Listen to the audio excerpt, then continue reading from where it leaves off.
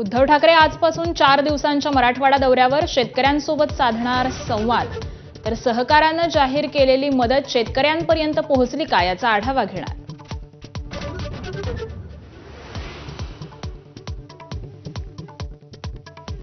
राज्यातील नगरपालिका नगरपंचायतींच्या निवडणुकांचं बिगुल वाजलं. 2 तारखेला मतदान तर 3 तारखेला निकाल. 10 नोव्हेंबरपासून अर्ज दाखल करता येणार.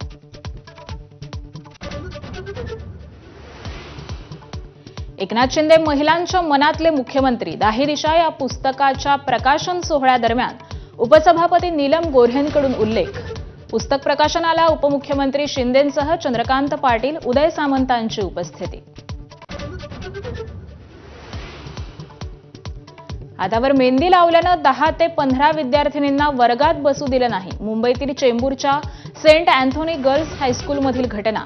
पालकांच्या तक्रारीनंतर शिक्षण विभागानं शाळेला बजावली नोटीस.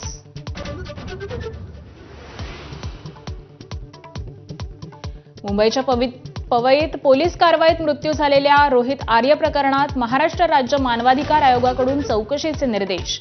पुरावे गोळा करून सविस्तर अहवाल सादर करण्याच्या सूचना.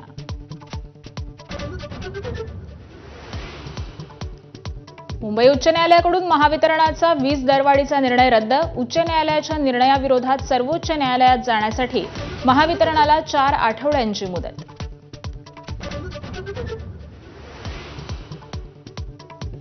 आशिया चषकातील वादग्रस्त वर्तन पाकिस्तानच्या हॅरिस रऊफला भोवलं. 2 सामन्यांच्या बंदीचा आयसीसीचा निर्णय, तर आचारसंहिता उल्लंघनाबाबत सूर्यकुमार यादवलाही आर्थिक दंड.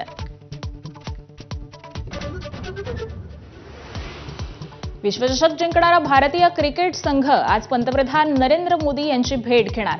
पंतप्रधानांकडून क्रिकेट संघाला स्नेहभोजनाचं आमंत्रण.